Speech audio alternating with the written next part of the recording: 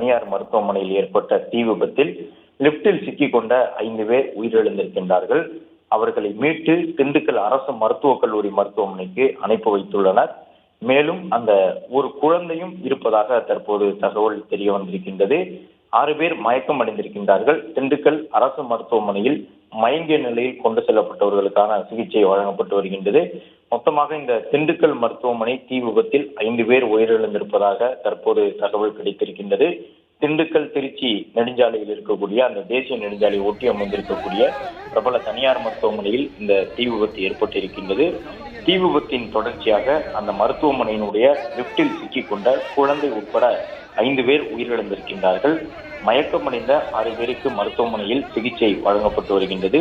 இந்த தனியார் மருத்துவமனையை பொறுத்தவரை மல்டி ஸ்பெஷாலிட்டி மருத்துவமனை போன்ற ஒரு மிகப்பெரிய மருத்துவமனையாக இருந்திருக்கின்றது.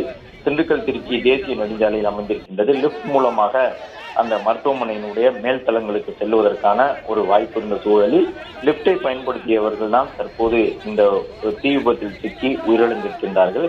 அவ்வாறு 5 பேர் வரை உயிரிழந்திருக்கின்றார்கள்.